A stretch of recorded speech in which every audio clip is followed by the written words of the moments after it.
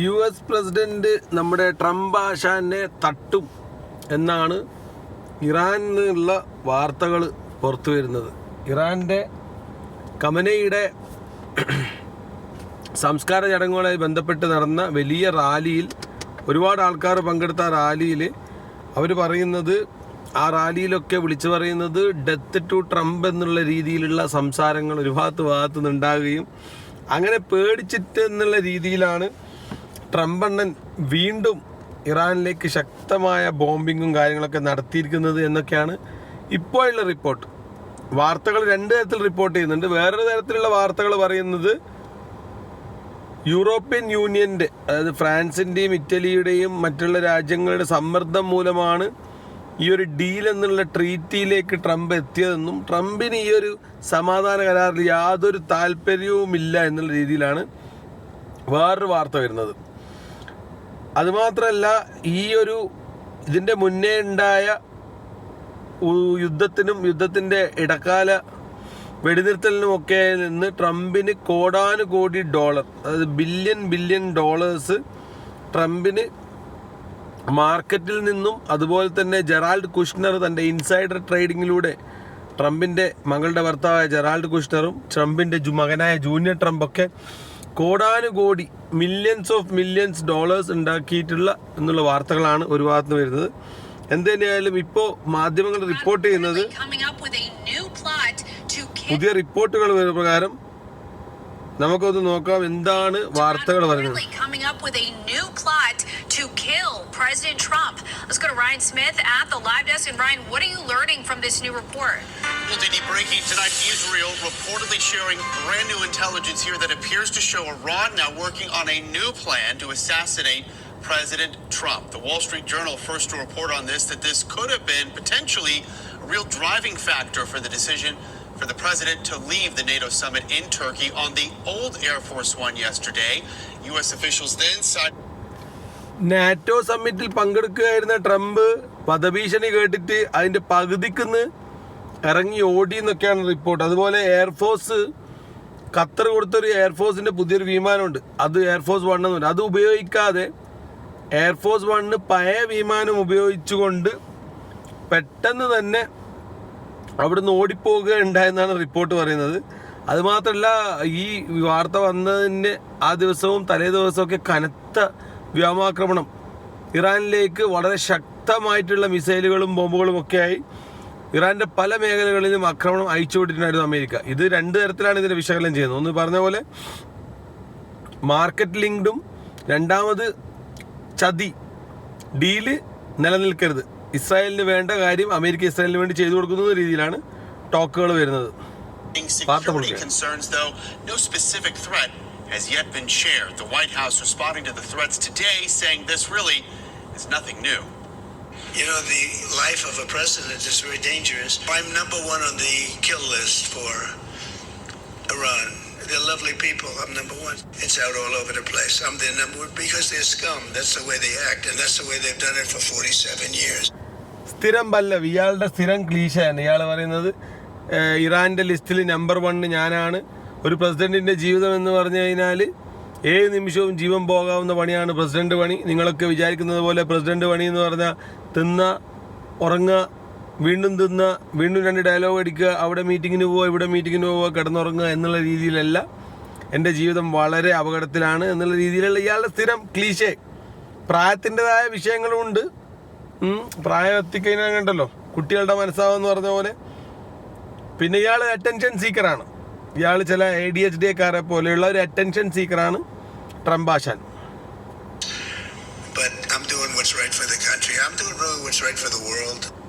Iran has vowed for years now to retaliate against Trump for ordering the assassination of a top Iranian Revolutionary Guard commander. അപ്പോൾ ഇദ്ദേഹം പറയുന്നത്, എന്നെ അവർ ഒരുപാട് വർഷങ്ങളായി target ചെയ്യുന്നു, എന്നെ കൊല്ലാൻ വേണ്ടി മാത്രം ഇവർ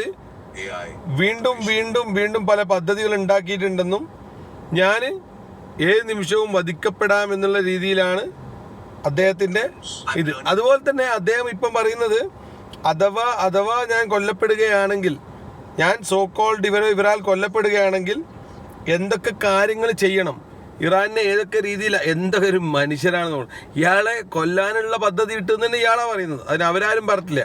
ഇനി അഥവാ അങ്ങനെ ഞാൻ കൊല്ലപ്പെടുകയാണെങ്കിൽ എന്തൊക്കെ കാര്യങ്ങൾ ചെയ്യണം എന്നുള്ളത് അദ്ദേഹം പറഞ്ഞു വെക്കുന്നുണ്ട്. അതാണ് ഇതിൽ ഏറ്റവും വലിയ രസമുള്ള കാര്യം കേൾക്കാൻ. ഇറാനെ ഉടച്ച് തകർക്കാനുള്ള എല്ലാ പദ്ധതികളും റെഡിയാക്കിയിട്ടുണ്ട്.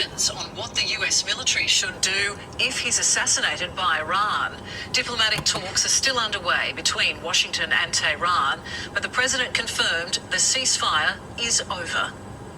Donald Trump left the NATO summit in Turkey in the older, more secure Air Force One because of security concerns.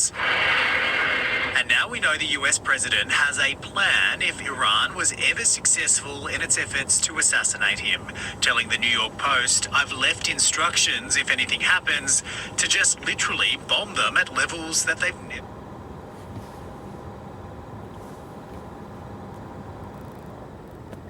അതായത് ഇയാൾ വ്യക്തമായിട്ട് പറയുന്നത് അയാളുടെ മേലേക്ക് ഒരു തരി മണ്ണ് വീണിട്ടുണ്ടെങ്കിൽ തകർത്ത് തരിപ്പണമാക്കി കയ്യിൽ കൊടുക്കണം എന്നുള്ള പ്ലാനുകളാണ് കൊടുത്തിട്ടുള്ളത്. ഇതിലെന്താ ഏറ്റവും വലിയ സംഭവം എന്ന് വെച്ചാൽ, ഈ ഒരു ഡീൽ ഉണ്ടായപ്പോൾ, സമാധാന ഡീൽ എന്ന് പറയുന്ന ഈ ഡീല് ട്രംപ് സൈൻ ചെയ്ത് കൈ കൊടുത്തപ്പോൾ അന്ന് തന്നെ ഇസ്രായേൽ പറയുന്നുണ്ട്, നമ്മളിത് അംഗീകരിക്കാൻ പോകുന്നുമില്ല, ഈ യുദ്ധം ട്രംപും ഇറാനും തമ്മിലല്ല, ഇത് ഇസ്രായേൽ ഇറാൻ യുദ്ധമാണ്, ട്രംപ് ഇതിലേക്ക് വലിഞ്ഞു കയറി വന്നതാണ്, ഇപ്പം ഇനി അയാൾ ഡീൽ ഉണ്ടാക്കിയാലൊന്നും നമ്മളിതിലൊന്നും റെഡിയാകാനോ അല്ലെങ്കിൽ യുദ്ധം നിർത്താനും പോകുന്നില്ല എന്ന് പറഞ്ഞിട്ട് ലെബനാനെ തുരതുര ആക്രമിച്ചുകൊണ്ട് അന്ന് തന്നെ അവരുടെ നയം വ്യക്തമാക്കിക്കൊണ്ടാണ് അവർ മുന്നോട്ട് പോയത്, ഇസ്രായേൽ മുന്നോട്ട് പോയത്. ഇപ്പോഴുള്ള ഈ വധഭീഷണി, ഖമേനിയുടെ കബറടക്കമായിട്ട് ബന്ധപ്പെട്ടുള്ള ഈ വധഭീഷണിയെ ട്രംപ് വളരെ സീരിയസ് ആയിട്ട് കാണുന്നത് മാത്രമല്ല, തനിക്കെന്തെങ്കിലും പറ്റിയാൽ ഇറാനെ എങ്ങനെ തകർക്കണം എന്നുള്ളതിന് വ്യക്തമായ നിർദ്ദേശമാണ് ട്രംപ് ഇവിടെ കൊടുത്തിരിക്കുന്നത്. ആ വാർത്ത ഒന്ന് കാണാം. വീണ്ടും ഇറാനെതിരെ കടുത്ത ഭീഷണിയുമായി അമേരിക്കൻ പ്രസിഡന്റ് ഡൊണാൾഡ് ട്രംപ് രംഗത്തെത്തിയിരിക്കുകയാണ്. ഇറാൻ പരമോന്നത നേതാവായിരുന്ന ആയത്തുള്ള അലി ഖമേനിയുടെ ശവസംസ്കാര ചടങ്ങുകൾക്കിടയിൽ തനിക്കെതിരെ വധഭീഷണി ഉയർന്നതിന് പിന്നാലെയാണ് ഇറാൻ ഈ കടുത്ത മുന്നറിയിപ്പുമായി ട്രംപ് രംഗത്തെത്തിയിരിക്കുന്നത്.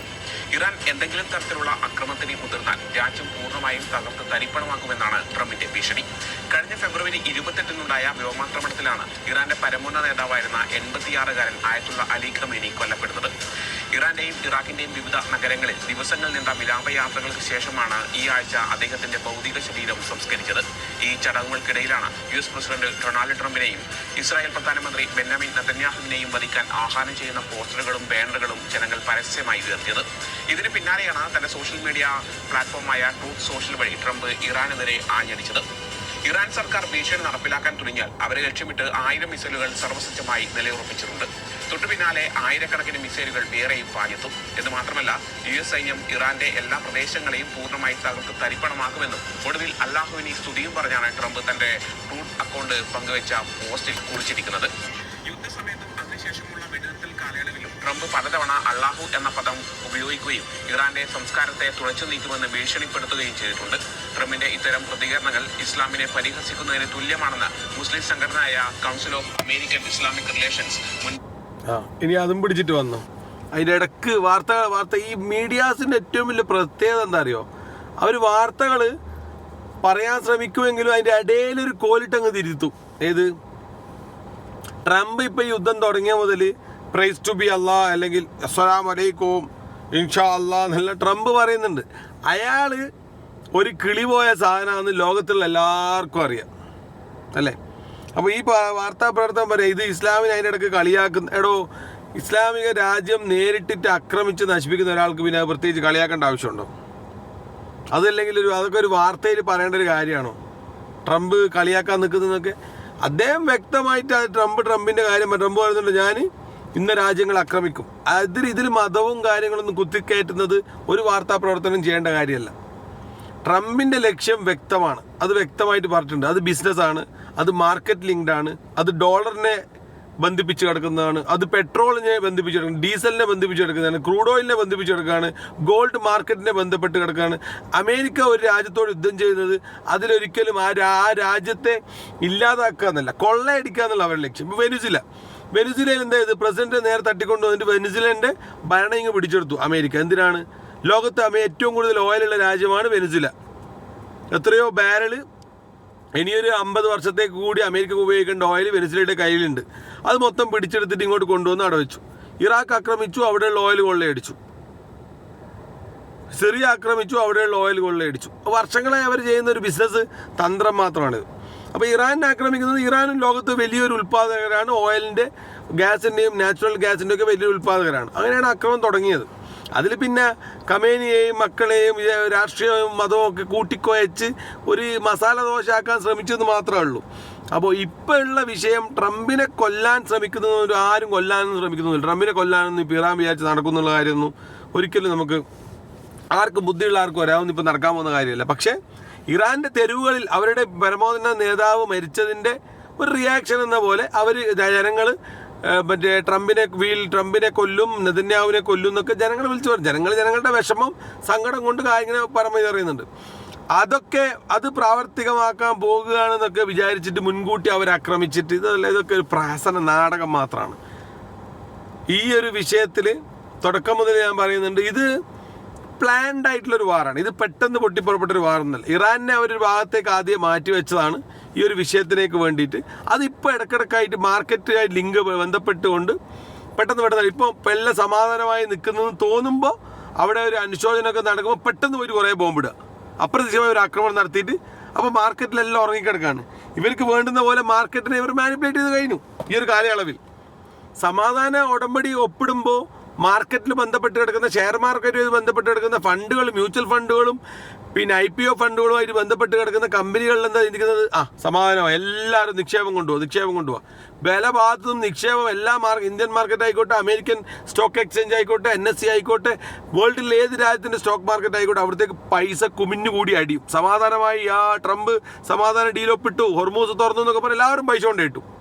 അപ്പോൾ ഈ ഇൻസൈഡർ ട്രേഡർമാർ, കള്ളന്മാർ, ജെറാൾഡ് കുഷ്നർ, ജൂനിയർ ട്രംപ്, അതുപോലെ ട്രംപുമായി ബന്ധപ്പെട്ട് കിടക്കുന്ന Rothschild consortium, BlackRock family, Blackstone family, Vanguard family, Rockefellers, ഒരുപാട് ആൾക്കാരുണ്ട്. അത് ഞാൻ വേറൊരു വീഡിയോയിൽ പറഞ്ഞിട്ടുണ്ട് വിശദമായിട്ട്.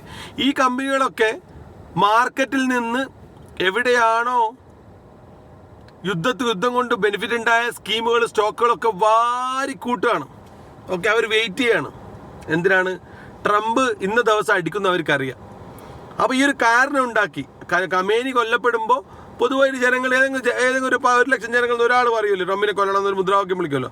അതങ്ങ് ഏറ്റുപിടിച്ചാൽ എന്നെ കൊല്ലാൻ പോകുന്ന കുറേ ബോംബ് അവിടെ കൊണ്ടിട്ടു. ഫലമെന്താ? മാർക്കറ്റിലെ ക്രൂഡ് ഓയിലിൻ്റെ വില പിന്നെയും കൂടി. താഴത്തെല്ലാം വാങ്ങി വെച്ചുകൊണ്ട് പിന്നെയും വില കൂടി. അതിൽ നിന്ന് ഒരുപാട് മുതലെടുപ്പ് നടത്തി. ഒരുപാട് സ്റ്റോക്ക് മാർക്കറ്റിൽ നിന്നും, ഗോൾഡ് മാർക്കറ്റിൽ നിന്നും, ക്രൂഡ് ഓയിൽ മാർക്കറ്റിൽ നിന്നും ഒരുപാട് പൈസ അടിച്ചിങ്ങ് മാറ്റി ഈ ട്രംപുമായിട്ട് ബന്ധപ്പെട്ട ആൾക്കാരും. ഇതാണ് യാഥാർത്ഥ്യത്തിൽ നടക്കുന്നത്.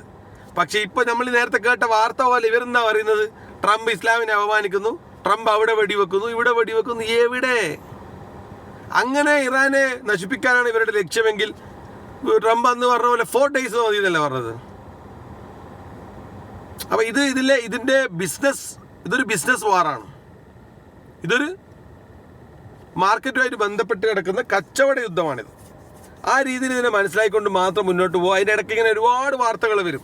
ഈ ഓരോ വാർത്തക്കും നമ്മൾ റിയാക്ട് ചെയ്യാൻ നിന്നാൽ നമ്മൾ പറയുന്നതിനോട് നമുക്ക് നീതി പുലർത്താൻ പറ്റാതെ അവർ പറയുന്ന വാർത്തകളെ വിശദീകരിക്കാൻ നിന്ന് നേരത്തെ മാധ്യമപ്രവർത്തകൻ പറഞ്ഞ പോലെ നമ്മൾ എക്സ്പ്ലെയിൻ ചെയ്യേണ്ടി വരും. ഒരിക്കലും പാടില്ല. നമ്മുടെ നിലപാട് യുദ്ധമായിട്ട് ബന്ധപ്പെട്ട് ആഗോള വിപണിയെ ബാധിക്കുന്ന രീതിയിലുള്ള യുദ്ധമാണിത്. ഇന്ത്യൻ മാർക്കറ്റിനെ ഒരുപാട് ബാധിച്ചിട്ടുണ്ട്. ആ രീതിയിൽ തന്നെയാണ് ഇത് മുന്നോട്ട് പോകുന്നത്. നെക്സ്റ്റ് വീഡിയോയിൽ കാണും വരെ